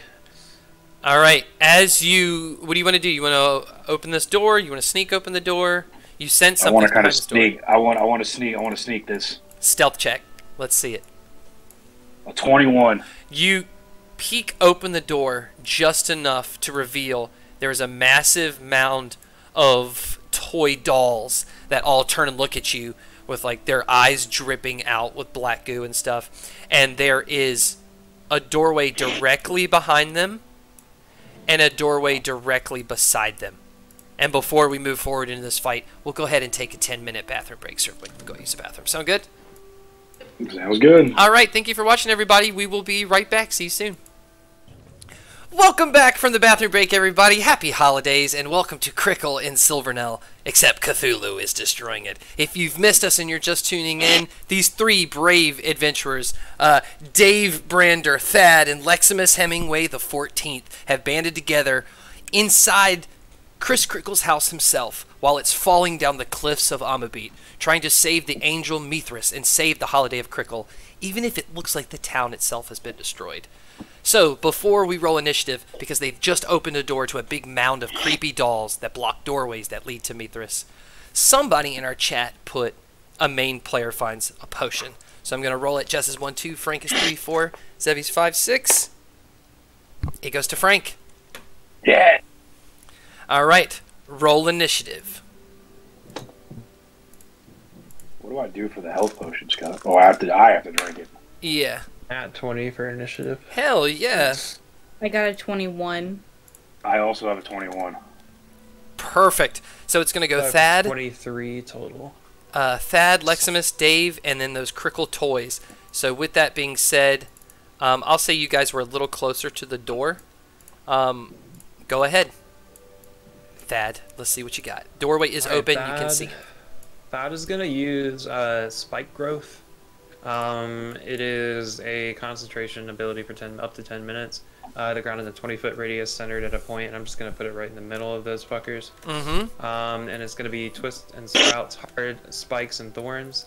It's difficult terrain for them, and anytime they move 5 feet, they take 2d4 damage. All right, so it grows from that floor. So that whole little hallway nook right there is now a jungle of thorns. So anybody moving through it will take damage.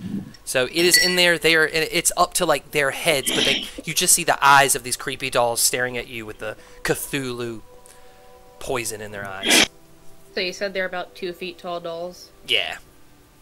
Gotcha. And then how many of them are there? It's just a mound. They move as a mound. They attack as a mound. Interesting. A mound. Oh, good gosh. It's almost like Cthulhu is mind controlling them, but because Cthulhu herself is doing this, they are just like fingers of a hand. They are moving together. I'm just gonna go ahead and use my longsword. I feel like that wouldn't do much. Though. If you use your longsword, you'd have to go into the spike growth. Or sorry, not my longsword, my longbow. But I feel like that wouldn't do too much. You can always try. I mean, I might hit like one of them, right? I feel like it's gonna go through all your you just stuff. do one attack. It's one attack, and they have an armor class as a mound. Gotcha. In all intents and purposes, is one creature. Gotcha. All right. Well, then I'll use a longbow. That is a nat 20. Hell yes, that's what I'm talking about. Damn, All right. boy. So this is how we do the nat 20s. You have does it have any modifiers to the damage? Like, go ahead and roll it. Roll it first and get all that damage. It is a 5+1. So that's a 6. Then go ahead and what is the damage dice? What's the dice that you roll for damage? It is a D8. So you would get the max. So it'd be 8. So it'd be 6 plus 8. Okay, 13 then. Hell yeah. 14. 6 plus 8 is 14. Yeah. Okay, cool. Leximus, unless Thad wants to move. Yeah, I'm gonna move back. I'm gonna move behind Dave. All right, Leximus. If you walk in that room, you are affected by spike growth. I ain't walking in. I'm going to go ahead and drop my wolf form. All right, it's an action. And then I'm gonna kind of like step kind of back, like to where I can see through the doorway still. Is that technically the doorway? Yep. You can still technically see right there through the doorway. Okay, then I'm good. This door, I'll draw it for you, is... Here's the hinge. It's open like that. Okay. All right. And that's all I'm good for. All right, Dave. I'm You can't... Sorry, Leximus, you can't go over top of him. You got to go, like, beside him. Okay. Sorry, that's fine. Use Well, I'll go my- right here. Okay. crossbow and shoot at him. All right. Sounds good to me. And I rolled a nat 20. Yes! What the crap? All right, so roll the damage, and then whatever the damage dice, add that as a maximum onto it. Okay, so 11 plus 2 piercing, and the damage dice for a crossbow is D8. A 13 plus 8, that's 21 points of damage. Holy cow. Nice. Those are some killer hits. Anything else? Another one? Yeah, second attack, so I'll roll again with the crossbow. She's just killing it. And that's a 23. Okay, yeah, that hits as well. Man, these rolls! Making up for all those shit rolls. 11. Making up for my shit rolls. Oh my gosh, it's barely standing.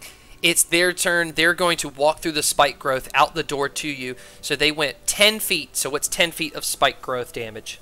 That is 2d4s per 5 feet, so that is basically 2d8s. So do I roll for this? It's not 2d8s, it's 4d4s. Okay. Yep. They're gonna take 12 damage. Oh my gosh. They look like they're taking a beating, but they're still standing. They are going to attack twice, Leximus. Once Dave. Doctor. Here we go.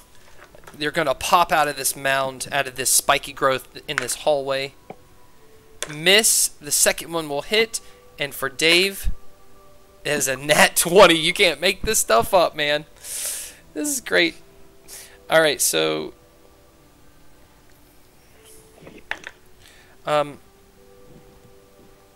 Leximus, you'll take 8 points of slashing damage.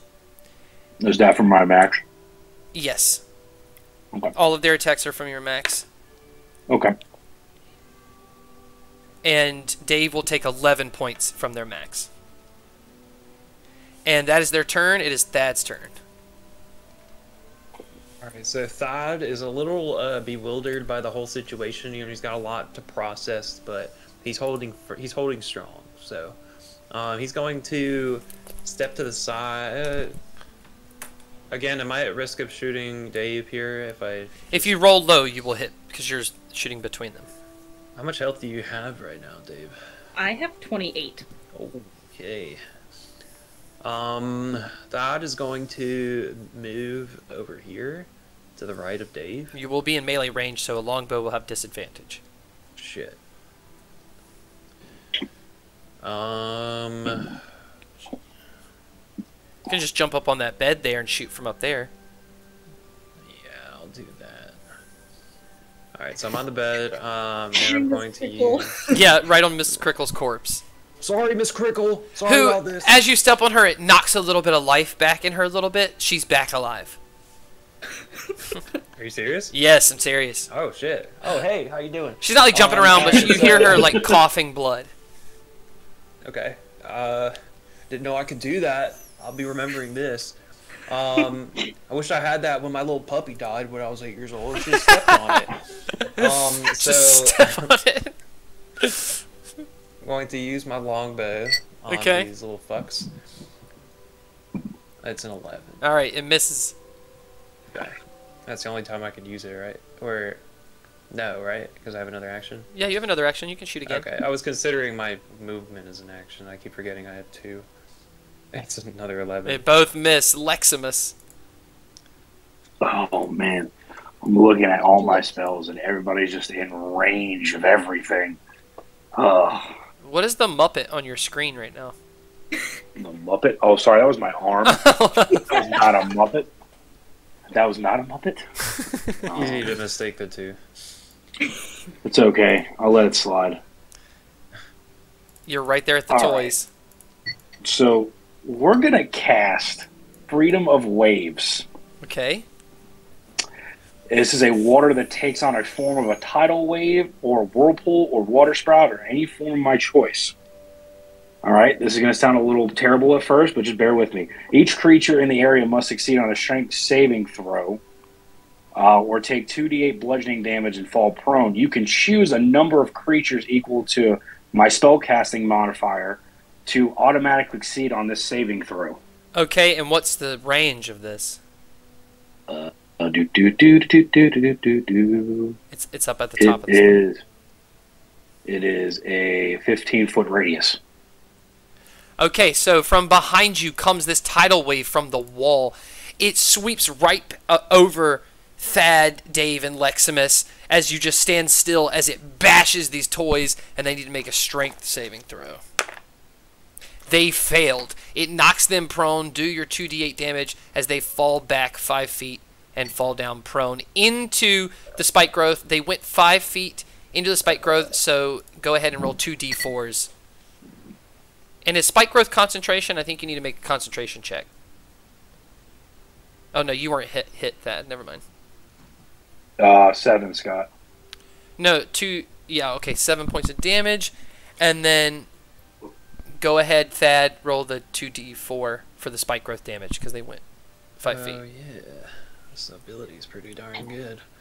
That is 6 damage. Alright, together you see this tidal wave push these toys into the spike growth, and the vines rip these toys apart. They are dead, and the whole hallway is full of spikes and water. So it is difficult terrain, mucho maxo. Fight over. I'm gonna use Cure Wounds now that the fight's over on Miss Krickle. Okay, so Thad you being see the good-hearted fella he is. it brings some life into her. She's still bleeding in tons of places. Some of her guts are hanging out. So she will inevitably bleed out and die, but this gives her more life, so she's alive longer. I'm gonna say, hey, Miss Krickle, I need to know this. Alright, so where is your gift that you were gonna bestow upon this fake creature? My gifts are beside me. And she indicates right below her there are this pile of toys under the wood. These are the gifts I have made all year. Alright, thank you, Miss Krickle. Good luck with Good luck. the situation. Alright, so Thad's gonna reach and kind of grab the gifts and hold them. Alright, as you see, Thad cannot hold all the gifts himself. He's got about half the gifts in a big pile in his arms. Okay, he's gonna look at he's gonna put it back down real quick, and then he's gonna tear off all the name tags that say from Miss Krickle. So there's no question of who actually made these gifts. Okay. In case there's disputes in the incoming trial. And so he's gonna just take these gifts, pick them back up. He's gonna be like, all right, let's go, comrades. and then yeah.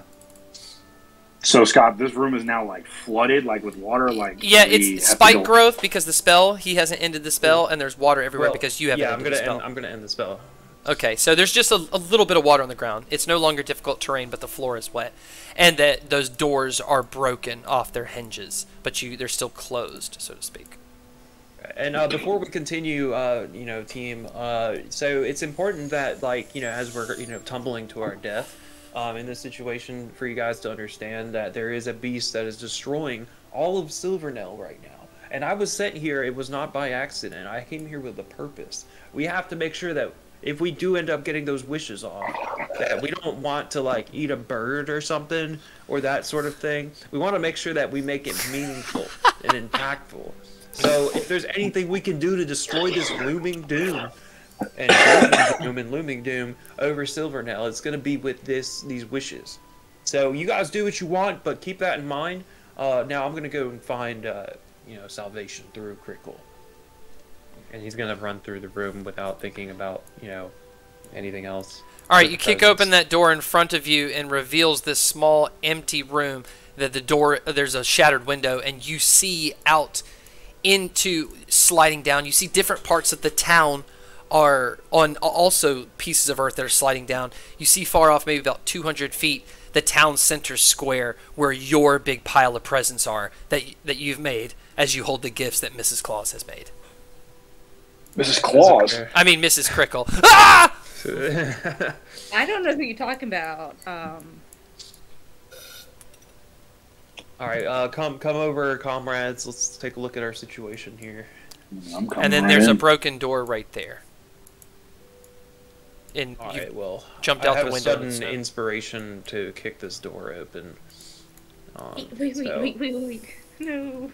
Okay, well, I'm holding back because my homies are Go for it. Well, Okay, I mean, well, I have with, two different, instructions here. with the last few doors that have been opened, there were little armies of toys inside. We might want to be stealthy about this. With my, freaking, what do you call it? Primeval awareness, do I sense any of them in this room? No. No? No. Okay. I'll be like, I know what I'm talking about. I'm gonna kick the door open. As you kick open the door, you see the ceiling is kind of caved in and reveals a very tired Mithras laying on extra presents and stuff on the floor that have been crushed and destroyed. As she lays there, please help me. I must get home to the Fae. Alright, so I'm gonna be like, I have intentions with my wish. I'm gonna gesture over. I was like, would one of you find people like to save Mithras? Quick question. Do we know that Leximus has a healing potion? Yes, you saw him find it. Can Leximus use it on Mithras? It's a potion. He can give it to anyone. There's that. It's true. Well, let's save her. I'm going to give my potion to Mitras. All right, she is going to use an action to get the max health, so it'll be 4d4 plus 4, so that's a 60. That'll be 20 health. You see some life come back into her eyes, and she can stand, and she's up on her feet, but she still doesn't have the ability unless she can get back to the portal. And as you look through the window, you see in the town square, as it's on its own piece of earth, crushing down the hill, the portal is staying with wherever that tree was. And she needs to be near that thing. She needs to get... No, she can do wishes here, but she tells you she'll grant your wishes if you've given, and she indicates Dave and Leximus, you can have your wishes. And then she looks at you holding all those presents and says, when you give your donation, you can give your... But if we don't find a way to get across to that portal, then she will die, and she cannot go back to the Fae to ever bring Krickle back again. That's gonna kind of freak out a little bit. Who cares what happens to Silver Nell? If Krickle is gone, then there's no me. We have to save her. I can use wish. I know what I'm gonna wish for. I will be very specific when saying it. She looks at you. Go ahead. I wish that you and us three, with all the presents in this house, are in the town square where your portal is, and we're all healed. Immediately you all are teleported all the way across to the town square that's crumbling down with the tree that's broken. All the presents from in the house are teleported. You all are at max health, not maximum of whatever your current maximum is. But you are full health to your maximum, and you are off this map with Mithras. And she looks up at the portal, and she says she believes she has enough energy to get up to the portal. So make your wishes, and this will be goodbye. All right, Mithras, let's go. What did I tell you guys? What did I tell you? Ooh. Been waiting for this for a while. Go ahead, Leximus Hemingway the 14th. I wish for a behemoth so great that will be the guardian over this town, like a titan boa. From the sky, you hear... You see along the cliffs that you're sliding over this monstrosity of an anaconda-looking boa drops from the sky like a soft-serve machine, slides down the mountain. It seems to slide under the entire town, keeps the entire town stable as it's sliding, as this boa is trying to halt the city or town from sliding down, and it's slowing down, but it's not stopped completely, but it is slowing the town down. As you look up, you hear the screams of Cthulhu, which is way off at the top of the cliffs and has moved on past Valinar out of sight. And she looks at Thad and says, "And Thad, what do you wish to give this Krickle season?" Well, I've been waiting for this forever, too. So Dad's going to, like, rush over to where his gifts are. You're going to see a not-so-conspicuous-looking gift. I'd be like, well, as, you know, a fey creature of this land, and as someone who has very close ties to Valinar, I'd like to bestow upon you this snow-riding device. I call it a snowboard. And you can take it. You can scale through these hills. A snowboard. I know you've got wings and stuff, and I'm sure things aren't going to be as exciting as that. But my gift upon you is a little taste of Valinar tradition with a snowboard. As she starts to accept this toys, you feel a radiance come over her that she's so happy that this famous family from Valinar keeps on with their tradition with their nice great-great-grandson Thad. She remembers Chad, his dad, and Brad very well. And as she's about to ask for your wish, from where the Christmas tree is, this large, glowing with black goo, is Chris Krickle with his boot up, possessed by Cthulhu, knocks out Mithras, falls down from the portal onto the ground, and stands between you guys and Mithras. And he is very, very large. Let me put it on the map. Go ahead and roll initiative. Got 21. Well, 7. You got a 7? Yeah. Alright, hold on 1 second. My map's going crazy. Well, get your shit together, Scott. I know. I know. this looks familiar. Also, Scott, so I can make sure I don't screw this up, when you said we go back to health, like, what does that mean? I don't go back to 75 maximum, right? Whatever your current maximum is, because remember you took hit points off your maximum. All right, so okay, all right, okay, I see what you're talking about. So if your maximum was 70 and you're at 40 HP because you kept taking hits, and then your maximum was taken 2 down to like 60, that's as far as you can heal until you long rest. Yeah, my maximum was 85. I'm now at 64. Okay, so my it was at 60 because I took damage, so I go back up to 60. Okay, that makes sense. Okay, let me add. Oh, Chris Krickle and Leximus. What was your initiative? 7. 7. Dave. You can just forget about that. 12. 12. Thad. 21. 21. Chris Krickle. Drum roll, please, for the final boss fight of the evening. 24.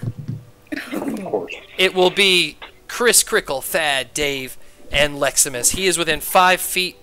5 feet of Thad, 10 feet of Dave and 15 feet of Leximus. Why am I feel like I'm about to get my ass whooped? He is going to go ahead and do 3 melee attacks. One with his boot right at Thad, and then take gifts from behind him as he's going to move over and chuck them each at Leximus and Dave. So here we go. Boot attack. He's going to hoya with his evil-looking self.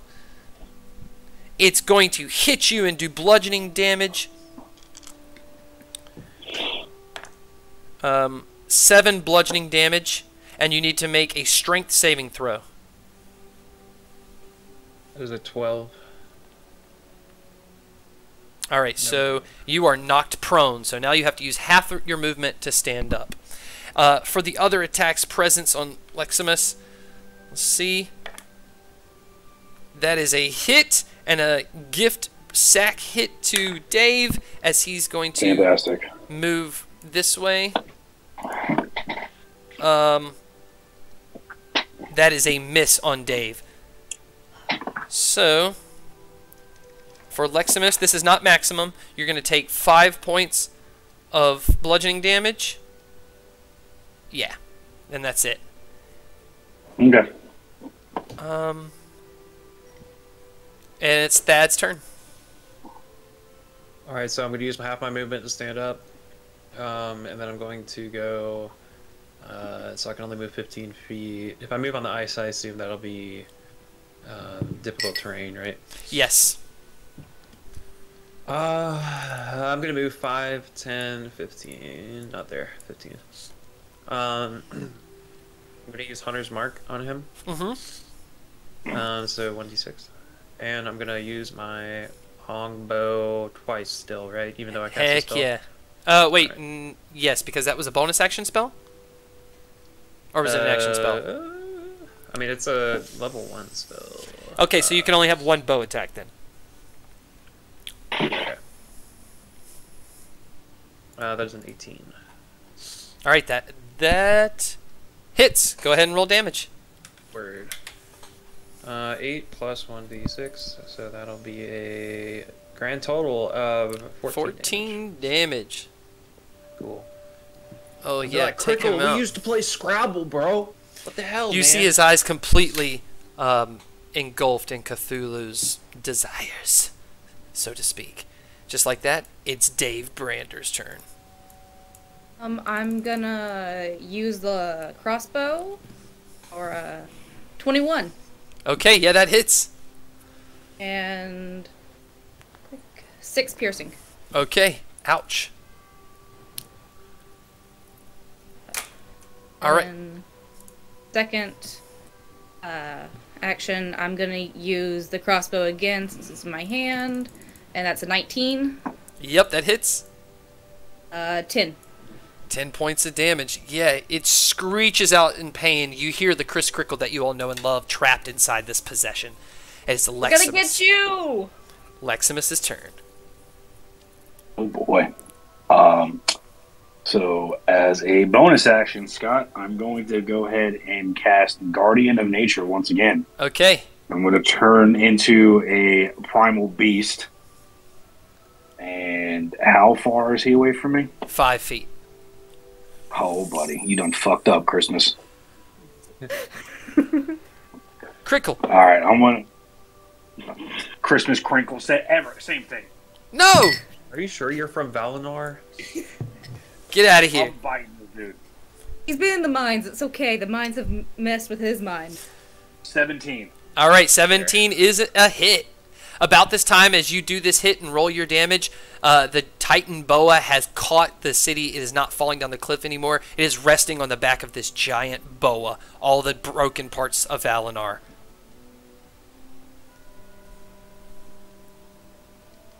So that's an 8, and then I get my 2d6. So 9 total. 9 damage. Hell yeah, you're doing a bunch. All right, is that it?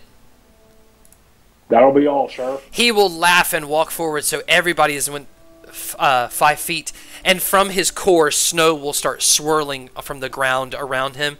And at the end of your turn, he is performing a legendary action that's not even his turn yet. He is performing Snowstorm. So everybody roll a Constitution saving throw. Got a 19. A 10. Oh my god. Okay, so you're going to fail, Dave. And 7. Leximus is going to fail. So Leximus, go ahead and roll another Constitution saving throw for your concentration. And same for you for Hunter's Mark, 18. Thad. Okay, so your spell is still active. You're still concentrating. What do I roll for concentration? Constitution saving throw. 8. Okay, yours fail. Your Hunter Mark is now off. So you'd have to cast it again. You lost that use. Leximus is going to take, and Leximus and Dave, excuse me, are going to take 8 points of cold damage. And you're going to be blinded until the end of your next turn. On a successful save, the creature takes half damage and isn't blinded. So you will take half that damage, Thad, and you are not blinded. That's It's an great. 8. Yeah, so you take 4. Okay. All right, now it's his turn.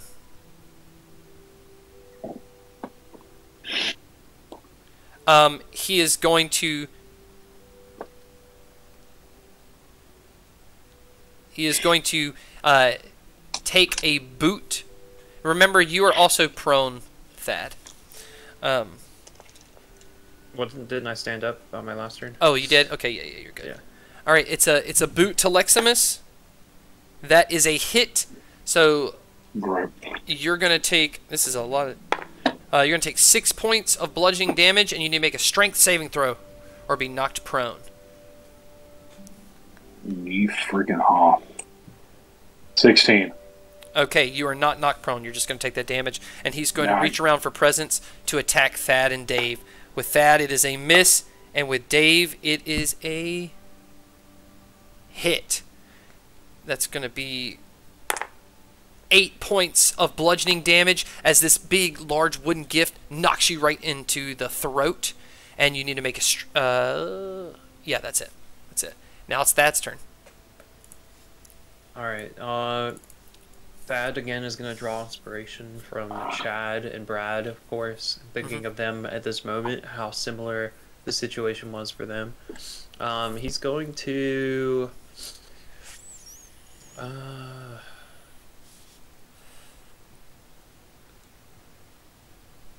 he's just going to shoot him twice with his longbow.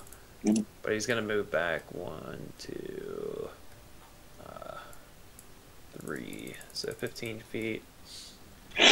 And then he's going to go ahead and use his Hunter's Mark again. That's my last spell slot. So 1d6. And I'm going to use my longbow once. 26. Okay, yeah, that hits. And then 6 damage, and then a d6. So that will be 7 damage. Because I can't stop rolling ones. Okay, roll it again. No more ones. 2. I don't That's what get happened it. last time. 8 All right. damage total. Cool. Anything else? As a bonus action, I'm gonna dip a little further, so I'm gonna walk like 5, 10. You can't move as a bonus. Oh, you just have a little bit more movement, but you're not using it as a bonus action. You would have to Okay, use an I'll action use to my last dash. 15. I'll use my last 15 then. Okay, cool. Dave. So there's a main player advantage that was cashed in. All right, let's do it. Who did it?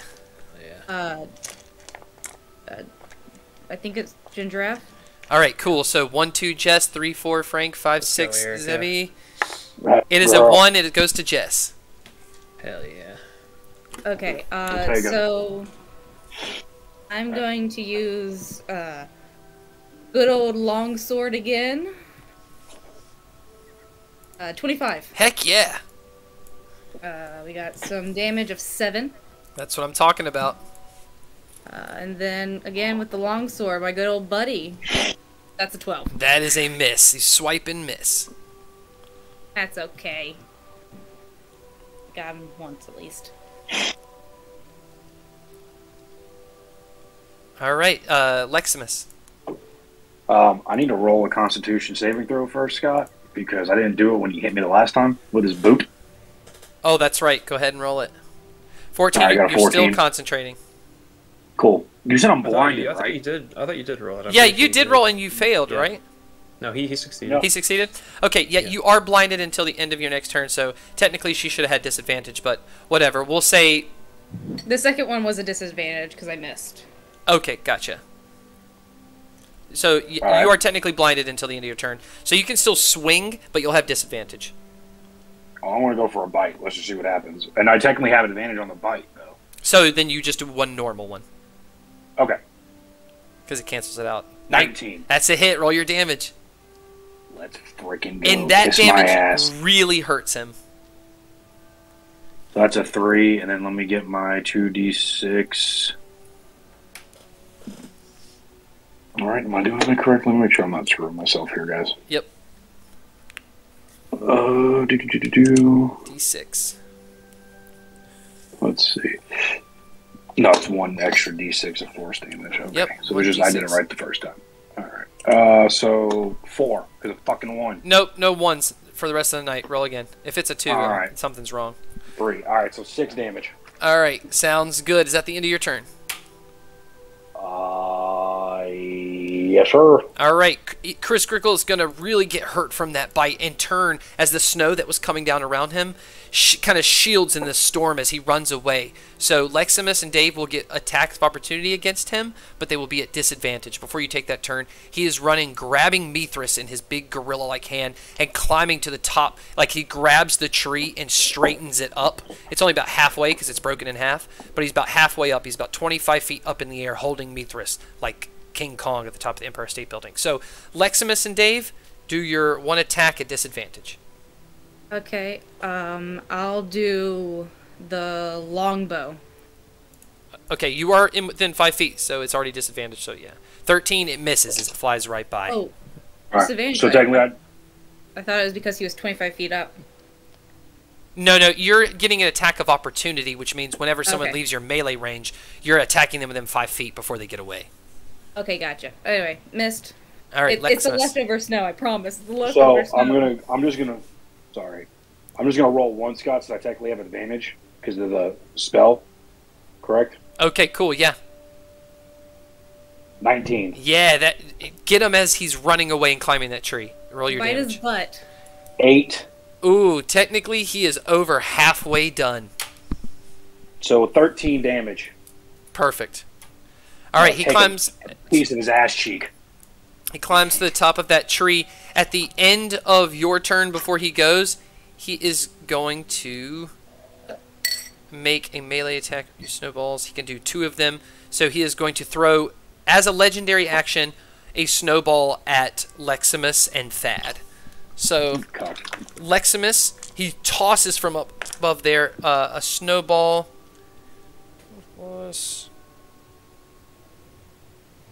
It's going to be a hit, and for Thad, it's going to be a miss. So for the snowballs, you're going to take 7 points of bludgeoning damage, Leximus. The other one missed that. Buddy. And now it's his turn, as he's just going to grab presents with his one hand from the tree and throw a present at each of you. At Thad, it misses. At Leximus, it hits. Dave, it hits. So Leximus will take 5 points of bludgeoning. Dave will take 8 points of bludgeoning. And both of you also, because of the present and the cold, will take 4 points each of cold. And that is his turn. It is Thad's turn. Alright, so Thad is going to use his longbow. Hunter's Call is still... Hunter's Mark is still active. So he's going to just do it twice. Longbow. Both hit. 28 and 20. Hell yeah. Let's fucking go. One. So that's that. 16. And then 2 Hunter's d6s, 7. So that is 20 3. for 23. 24? No, it's 23. He's right. Yeah. 16 plus 7. Yeah, 23 damage. Ouch! That really hurts as arrows fly into him. He almost lets go of Mithras, but holds on as she screams.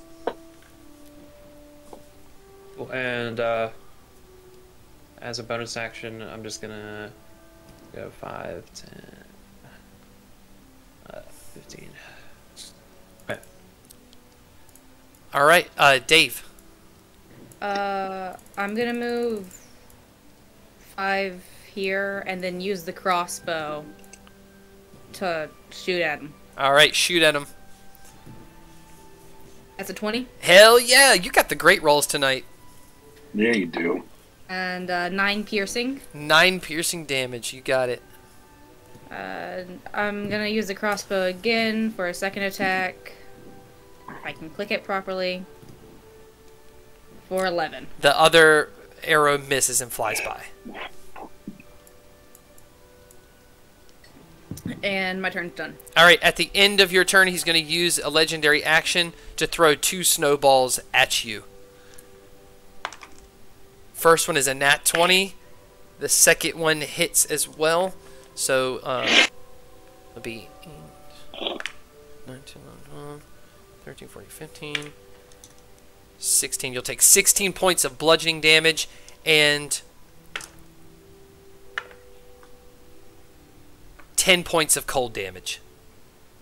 I'm not doing too well, guys. Are you in single digits? I'm at 10.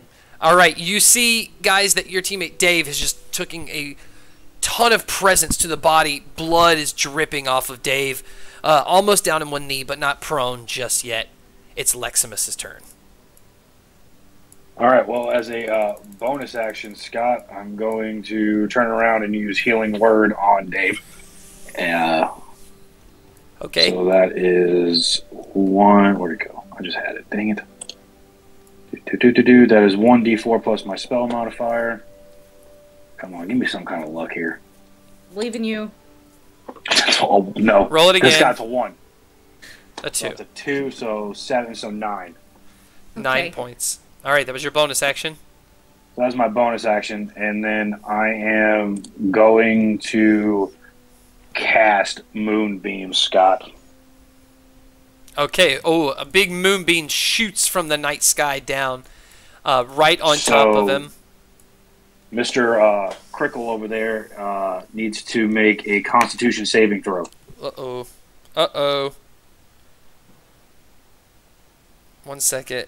He rolled an 8. Let's see what his modifier is. It's a 3, so it's an 11. Mr. Krickle fails. Roll the damage.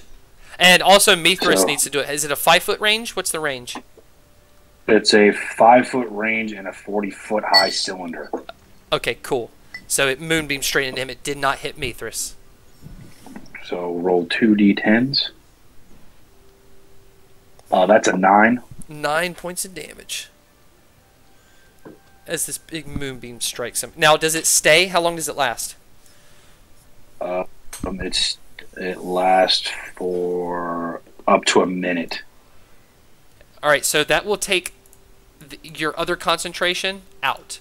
So now you're Yes, concentrating yep. on this. Yes. Anything else? Now, since he's like controlled, is he technically a shape changer or anything like that? No. Or does it do extra damage since it's radiant damage? No. Okay. All right, it is his Then- turn. Unless you're going to move. Nope, I'm done, dude. All right, he is going to throw 3 presents from up there, 1 at each of you. So first to Thad, it's a hit. Leximus, it's a hit. And Dave, it's a miss. Yes. So Thad will take 7 points of bludgeoning. Leximus will take 6 points of bludgeoning. And that is Yay. the end of his turn as he grabs Mithras and bites off one of her wings. As you see, she's like, ah! As it really hurts, she kind of leans over in his hand, but she's not dead. She's just losing blood. It's Thad's turn. Alright, Thad, he has about 12 arrows left. He's going to kind of, like, wish in his head to himself, of course, that this arrow will save Mithras. And So you're he's going aiming to at his shoot- hand? No, he's just aiming at freaking his head. Gotcha. At this point. Well, let's say his heart. All right. In case it hits Mithras. All right, so that's 2 longbow shots. 1, 2. Both of them 22 to hit. 16. Nice. All right. 1, 2. That's 16 so far. And then 2d6s. That is 5. So that is 21 damage. 21 damage. He is super low. He's got arrows all in him, bleeding all over this tree. It looks like red decorations on this tree, and it is Dave Brander's turn unless you have movement or something to do. Thad.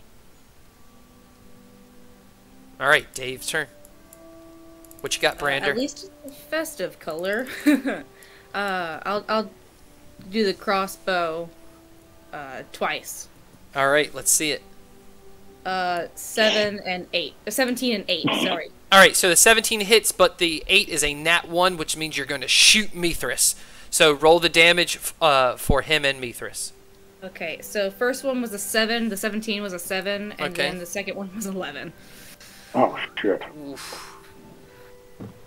Well, that's not the Krickle spirit, Dave. I'm sorry! It's the snow, I'm 19 HP. Give me a break. All right, let's go, Leximus. We'll let it slide. Oh, Only because all it's Krickle. right. Ooh, let's see. What can I do here? You know what? Let's see what happens. All right, Scott, I am going to cast Erupt Earth. Okay.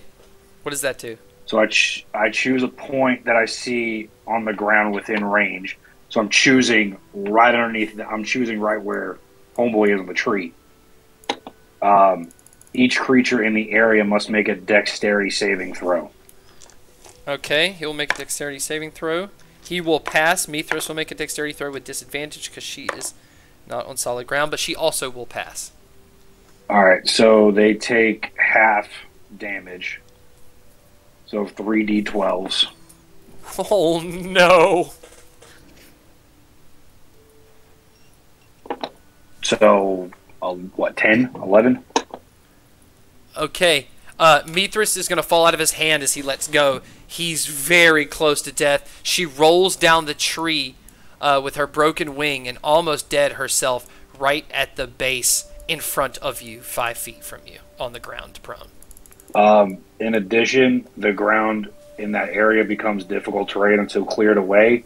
Each 5-foot square portion of the area requires at least 1 minute to be cleared by hand. And it just like the earth just like crumbles up in the tree? Mm-hmm. Cool. Krickle. Does Mr. Krickle take any damage from falling off the tree? The tree didn't fall. He's barely hanging on to the tree. Yeah, he's like on it. It's like the earth like moves up through the branches of the tree and stuff. Like creates this craggly like display. And then, as a bonus action, Scott, I'm going to go ahead and cast Healing Word on Mithras. Okay.